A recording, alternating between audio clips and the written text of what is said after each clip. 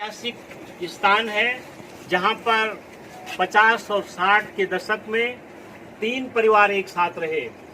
हमारे देश में, समाज में बहुत ज़्यादा असमानता है, लेकिन यहाँ उत्तराखंड के इस दूर दराज के क्षेत्र में एक ब्राह्मण परिवार जिसमें धर्मानंद नौटियाल जी, एक जो है राजपूत परिवार जिसमें बहादुर सिंह राणा जी, और एक अनुसूचित समाज से श्री भरपूर नगवाण जी, जिनके संतानें यहाँ पर मौजूद है। आप भरपूर नगवाण जी की संतान है किशोरी लाल जी और दयाराम जी और बिमला, और यहाँ पर श्री बहादुर सिंह राणा जी के सबसे बड़े पुत्र जयप्रकाश राणा जी हैं।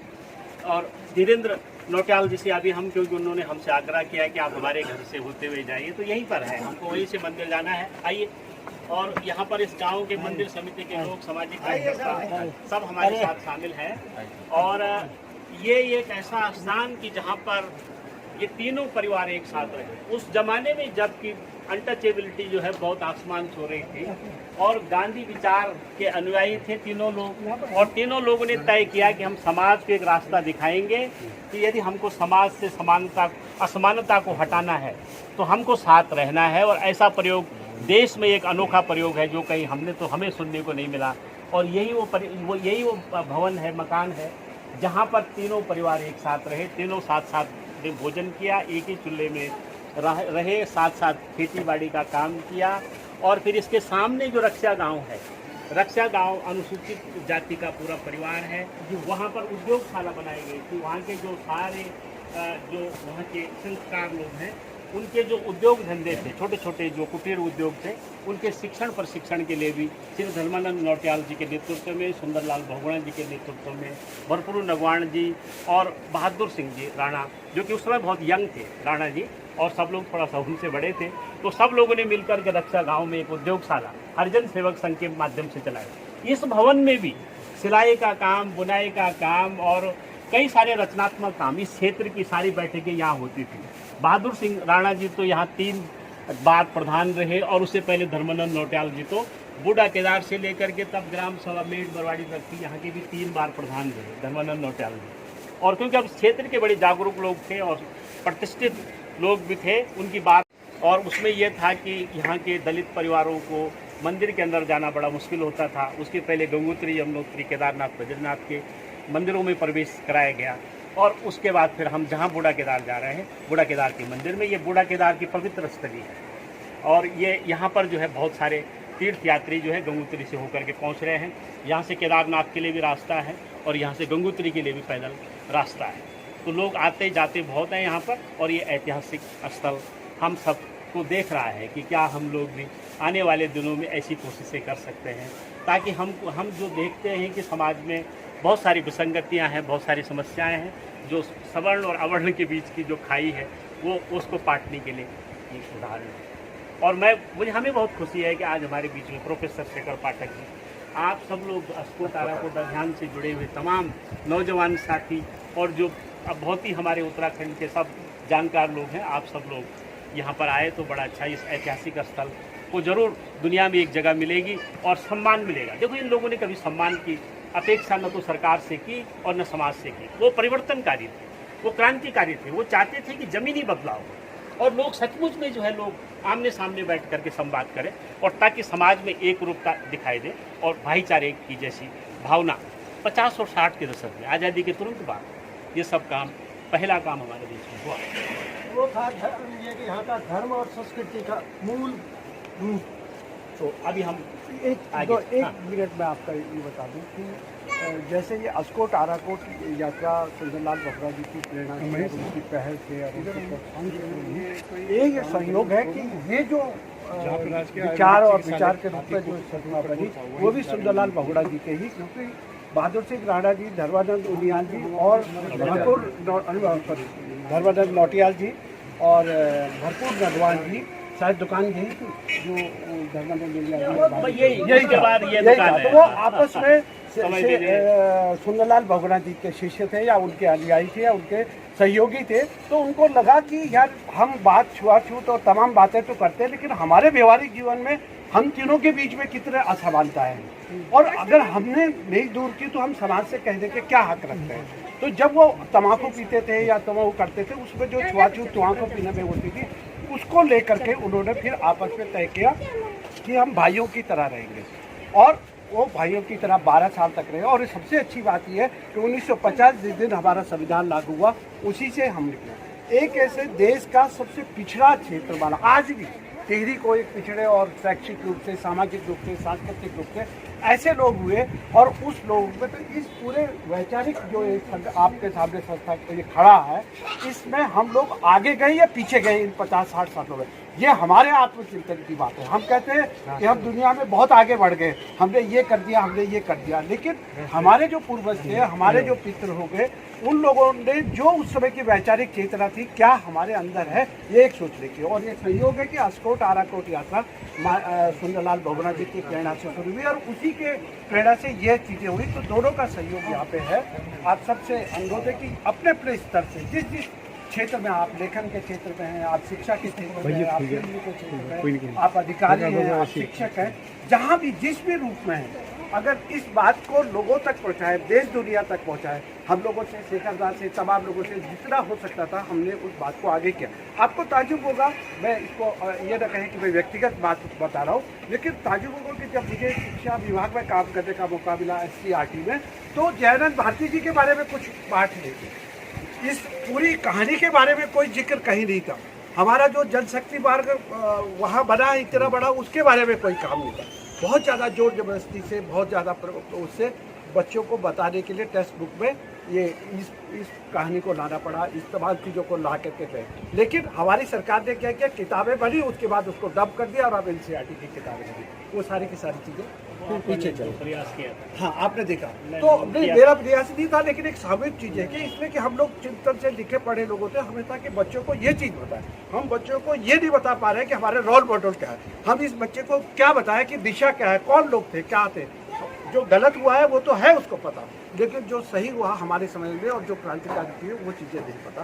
तो मैं सोचता हूँ, चाहे उमेश जी हो, चाहे गजेंद्र जी हो, चाहे जयसिंह रावत जी हो, और तमाम ये हमारे हिमांशु भाई हो, जो भी, जिस हेमंत भाई हो और गिरिजा जी हो, अपने अपने क्षेत्र में कम से कम अपने माउथ वो तो करें, बातचीत तो करें। बात का जो पब्लिसिटी होती है वो सबसे बड़ा होता है। हम अपने मित्रों से, अपने परिवार में तो कहें, जहाँ हमारे परिवार में ये बात कही जाती है, हम ब्राह्मण हैं और तमाम बातें प्रेशर होता है, तो हम ये बात तो उनको बताएं, अपनी पत्नी को, अपनी बहन को, अपने तमाम चीज़ों को, भाई ऐसा भी हुआ है, और उसका एक उपहार दें। तो आप सब लोग बहुत सौभाग्यशाली है कि एक ऐसी उसके सामने खड़े हैं। मेरे को लगता है एक ग्रुप फोटो यहाँ पे हो जानी चाहिए, है ना? आइए जी के साथ कि भाई हम लोग समाज में जो गैर बराबरी है उसको ख़त्म करना चाहते हैं। उन्होंने इसी घर के अंदर यहाँ पर अनुसूचित जाति के परिवार के बहुत ही साहसी नेता और इस क्षेत्र के काफ़ी तीन बार के प्रधान भी रहे भरपूर प्रवाण जी, धर्मानंद नौटियाल जी ने इसी घर के अंदर उनको अपने चूल्हे पर बुलाया। मैंने वही बात कहा, किसी की हिम्मत है कि कोई अपने घर में कोई इस तरह के 50 और 60 के दशक में हुआ था। गुरजीत तो नौटियाल जी के परिवार के हैं, उनके छोटे भाई हैं और सब जानते हैं, उन्होंने हमारे बड़े भाई हैं। हाँ, बड़े भाई, आप इधर आ जाओ। हम सब साइड आप फोटो आ रही है ना, फोटो आ रही है उधर, आप आपके और साथियों, ये हमारे साथी है ना, स्वर्गीय धर्मानंद नौटियाल जी के सुपुत्र हैं, धीरेन्द्र नौटियाल जी। ये हमारी बहन जी, ये हमारी आशा दीदी है, श्री धर्मानंद नौटियाल जी की सुपुत्री है, सेकंड वाली है। रमा को तो कल मिले हैं और यहाँ पर ये सब लोग हैं। तो ये मौका है कि यहाँ पर, और गुरुजी है, उनके भाई है दूसरे वाले। तो कल जब हम यहाँ पर आए थे तो हमने कहा था कि जब यात्रा बूढ़ा केदार के मंदिर में जाएगी तो हम जरा यहाँ से आपको मिलते हुए जाएंगे। तो धीरेन्द्र भाई जी के हाँ सबसे बड़े यहाँ से मिल गई। तो ये सब हुआ। तो अब हम यहाँ से बूढ़ा केदार के मंदिर की तरफ चलते हैं। धीरेन्द्र भाई को कुछ कहना है सबसे पहले? आप घर से आए हैं, आप सभी लोगों का मैं बहुत बहुत हृदय से आभार व्यक्त करता हूँ। आप लोगों का स्वागत करता हूँ कि आप लोग जो है ये अस्कोट आराकोट जो ये कार्यक्रम पद यात्रा काफ़ी साल से चल रहा है और उसे नियमित ये पूरे उत्तराखंड में आप लोग भ्रमण कर रहे हैं। और हाँ, पिताजी के मेरे पिताजी जैसे आपने कहा स्वर्गीय धर्मानंद नौटियाल, उन्होंने समाज के लिए बहुत बड़ा काम किया है। उनके साथ ही धर्मानंद नौटियाल हुए, श्री बहादुर सिंह राणा जी हो गए, श्री स्वर्गीय भरपूर नगवान जी हो गए। इन्होंने उस समय 50 के दशक में इतनी बड़ी क्रांति यहाँ से शुरू की और इसके लिए तो हम उनको कोटि कोटि प्रणाम करते हैं और आप लोगों का हृदय से अभिनंदन और स्वागत करता हूँ। वैसे हमें बहुत गर्व है कि इनका घर भी जो है बूढ़ा केदारनाथ के मंदिर के जैसे हैं। यहाँ पर कोई भेदभाव नहीं, सभी तरह के लोग, सभी समाजों के लोग घर में जाकर चाय पानी खाना खा सकते हैं। ये घर ऐसा है। तो ये उनके कारण से हुआ जिन लोगों ने क्रांति की और ये उसके ये बिल्कुल आगे बढ़ा रहे हैं। कल कह रहे थे कि मैं आज भी मानता हूँ कि हमारे सभी लोग हमें उनके संस्कार मिले हैं। संस्कार सबसे बड़ी बात है। हाँ ठीक सर आप आ रहे हैं भाई जी, आ रहे आप जाओ ना तो खड़े हैं आप उधर से। भाई जी आप आइए ना। हाँ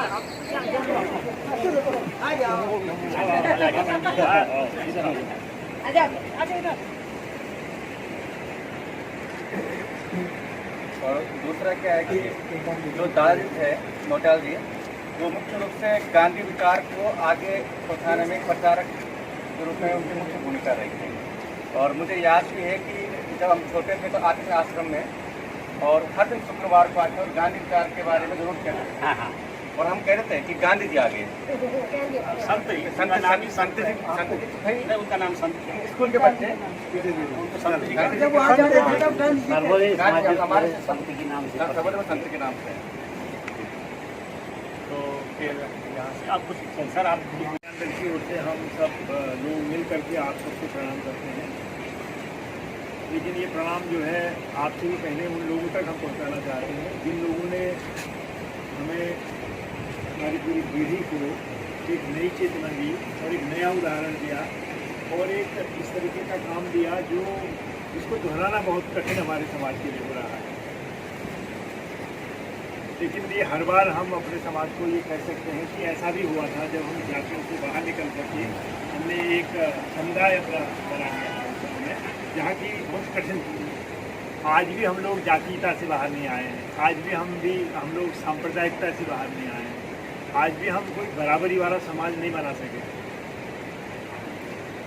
तो ऐसे मौक़ों पर आप गांधी को याद करते हैं, अंबेडकर को याद करते हैं और हम स्थानीय स्तर पर गांधी और अंबेडकर के साथ इस बड़े प्रसंग को जरूर हम याद करना चाहेंगे, दोहराना चाहेंगे, ताकि लोगों के मन में बिठ जाए कि बूढ़ा केदार जैसे टिहरी रियासत के दूरस्थ दुर्गम गाँव में हमारे पूर्वजों ने, जिनमें एक राणा परिवार के थे, एक नागवान परिवार के थे, एक नौटियाल परिवार के थे, उन्होंने एक सह अस्तित्व और सह विचार और एक सहजीवन का जो प्रयोग किया, इसको आज किसी भी सामाजिक कार्यकर्ता वॉलंटरी एसोसिएशन के लिए करना संभव है, उसको उन्होंने करके दिखाया।